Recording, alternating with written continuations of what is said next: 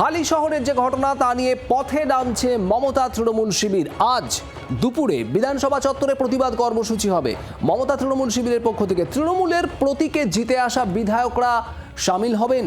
Social মিডিয়ায় post Kunal ঘোষের। মানুষ যাদের জননেত্রীর প্রতিনিধি হিসেবে বিধানসভায় পাঠিয়েছেন তারা নিশ্চয়ই কর্মসূচিতে অংশ নেবেন। শ্রেয়সী গঙ্গোপাধ্যায় আমাদের প্রতিনিধি রয়েছেন। শ্রেয়সী, বিধানসভা চত্বরে আজ প্রতিবাদ কর্মসূচি পরিকল্পনা মমতা বন্দ্যোপাধ্যায় তৃণমূল শিবিরের।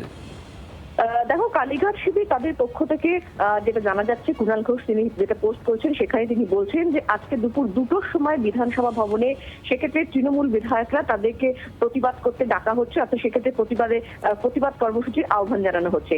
এক্ষেত্রে খুব উল্লেখযোগ্য, তিনি বলছেন যে যারা তৃণমূলের প্রতীকে জিতেছেন সেই প্রত্যেককেই কিন্তু সৌজন্যে তৃণমূলের দল এবং তৃণমূলের প্রতীকে যারা জিতে আসা সে প্রত্যেক বিধায়ক তিনি আশা করছেন, কুণাল ঘোষ আশা করছেন যে এই প্রতিবাদ কর্মসূচিতে সামিল হবেন। কিন্তু সেখানে তিনি বলছেন যে এক্ষেত্রে যে সমস্ত মানুষরা যাদের রক্তের মধ্যে বেইমানি আছে, যারা নিজেদের চুরি সেই চুরি থাকতে বা পাপ থাকতে অন্য শিবিরে জয়েন করেছেন, তাদের কয়েকজনকে তিনি ধরছেন না।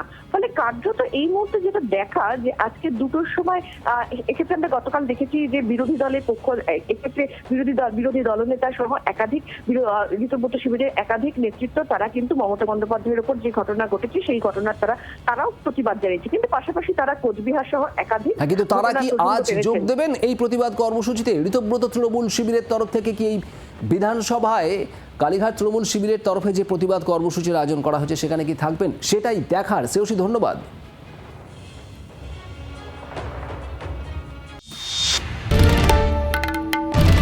বাংলার আওয়াজ, বাঙালির আবেগ, জি 24 ঘন্টা।